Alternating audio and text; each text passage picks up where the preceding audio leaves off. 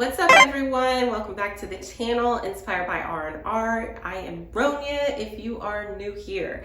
So what I want to do is do like a little protective style on my hair without using any weave, any crochet, any extras. Okay, so what I'm gonna do is section my hair into 4 sections. I already kind of started, but this should be a fairly easy tutorial today, and let's just get right on into it.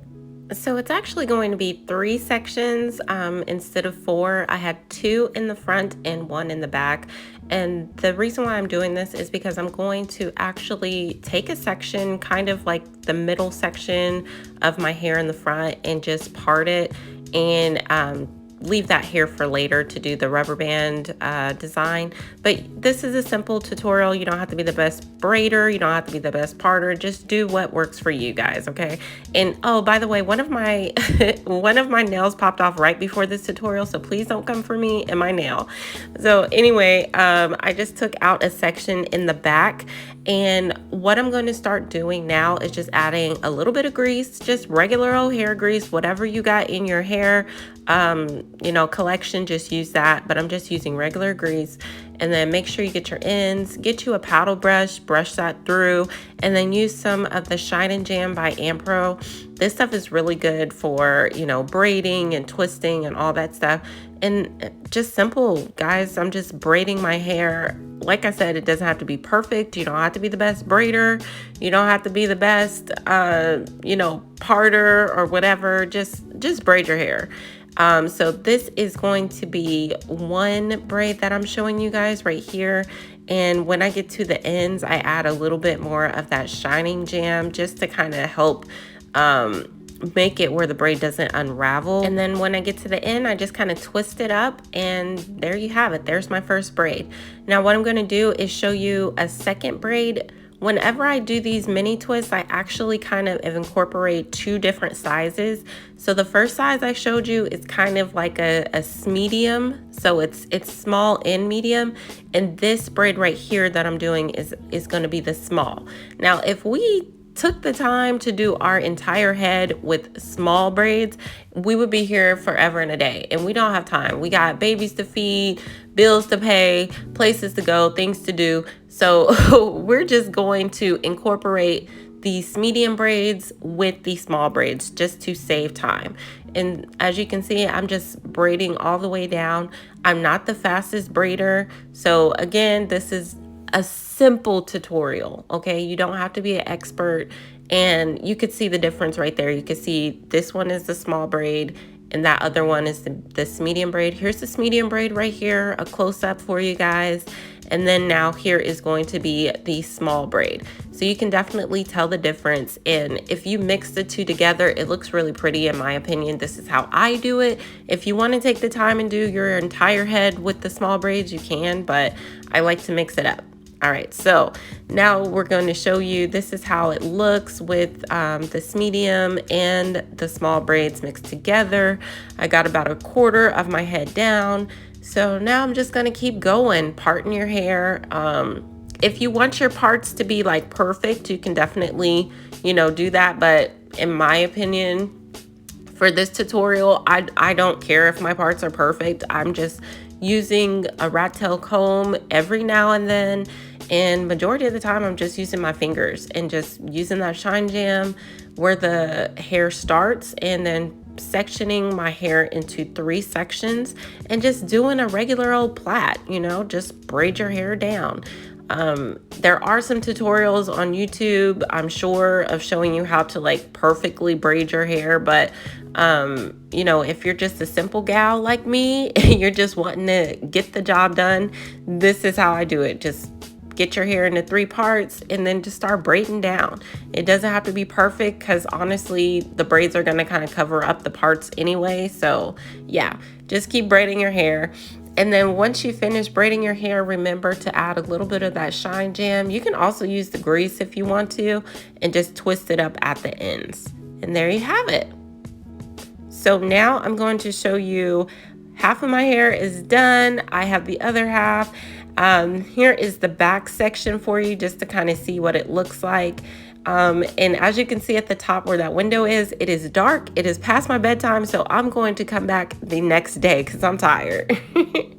So here I am the next day. I did sleep with a satin cap on, and I just used a satin scrunchie at the top. And how I did my hair is I literally just wrapped it in the back. So whenever I took the cap off, then that's how my hair kind of looks. I took that satin scrunchie off, and remember, we're going to leave that front part where the bangs are, we're going to leave that pulled up, but we're just going to repeat the process. Honestly, just get you some grease, get you a paddle brush that through, get you the shine jam, and then start braiding. Remember, you can use a comb or you can use your fingernail if that's what you prefer to use to do your parts. And here's the back of my head. Like I said, I got the medium and the small braids. So now we're going to start with the front section. What I did is I split my hair. It's basically already split down the middle, and then we're going to get the very front part of our bangs here and make kind of like a small triangle in the front. So I'm using that rat tail comb just to kind of get my triangle together and make my parts a little bit better than what my fingernail would do. So that's all I'm doing, is making a triangle in the front. So now that we have our triangle, we're going to pull that hair back with one of these alligator clips. I love using alligator clips, you guys. If you don't have them, like, it's a really great investment to hold your hair back, especially on wash day. But now that we got that bang together, we're going to make a front part straight across. So you still have your triangle part, but you're making a straight line through the middle of your triangle part. Then you're going to get you some rubber bands. I like these. And I got me some coconut oil just to kind of put on the rubber band to stretch that elasticity and keep it from popping on me. Then I'm putting on the shining jam, and then we're just pulling that rubber band straight on top of that first part where our bang is and pulling it all the way through.